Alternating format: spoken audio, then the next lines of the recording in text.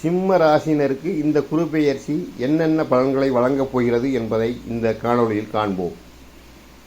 மனதில் தோன்றுவதை மறைக்காமல் பேசும் சிம்ம ராசி அன்பர்களே, கடந்த ஓராண்டு காலமாக உங்களுடைய ராசிக்கு 9ஆம் இடத்தில் அமர்ந்து ஓரளவு பணவரைவையும் தந்து கொண்டிருந்த குரு பகவான் இப்போது 1/5/2024 முதல் 13/4/2025 வரை உங்கள் ராசிக்கு 10ஆம் வீட்டில் சஞ்சரிக்க இருக்கிறார்.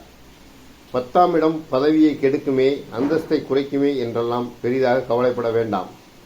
ஓரளவு நல்ல பலன்கள் உண்டாகும். 10இல் குரு அமர்வதால் வேலை சுமை அதிகமாகும்.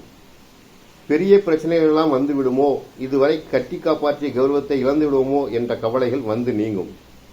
உங்களுடைய ஆலோசனைகளை குடும்பத்தில் உள்ளவர்கள் ஏற்றுக்கொள்வதில்லை என்று ஆதங்கப்படுவீர்கள். மற்றவர்களுக்கு ஜாமீன் கையொப்பம் இட வேண்டாம். உங்கள் பெயரை சிலர் தவறாக பயன்படுத்தக்கூடும். முக்கிய விஷயங்களுக்கெல்லாம் இடைத்தரகர்களை நம்பாமல் நீங்களே நேரடியாக சென்று முடிப்பது நல்லது. ஊர் பொது விஷயங்களில் அதிகம் தலையிடாமல் இருப்பது நல்லது. சில காரியங்களை முன்னின்று நடத்த போய் நீங்கள் விமர்சனத்துக்கு உள்ளாக நேரிடும். கணவருடன் வாக்குவாதங்கள் வரும்.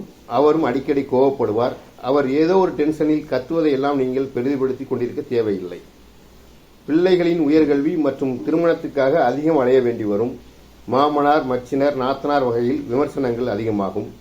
உங்களின் யதார்த்தமான பேச்சை சிலர் தவறாக புரிந்து கொள்வார்கள். உறவினர் மற்றும் தோழிகளுக்கு ஓடி ஓடி உழைத்து யாரிடமும் நன்றி இல்லையே என்று வருத்தப்படுவீர்கள். குருவின் பார்வை உங்களுடைய ராசிக்கு 2ஆம் வீட்டின் மீது விழுவதால் பணவரவு குறையாது, வருமானம் உயரும். ஆனால் தவிர்க்க முடியாத செலவுகளால் பணப்பற்றாக்குறை இருந்து கொண்டே இருக்கும். குரு 4ஆம் வீட்டை பார்ப்பதால் தாயாரின் உடல்நிலை சீராகும். புதிதாக வீடு, வாகனம் வாங்குவீர்கள்.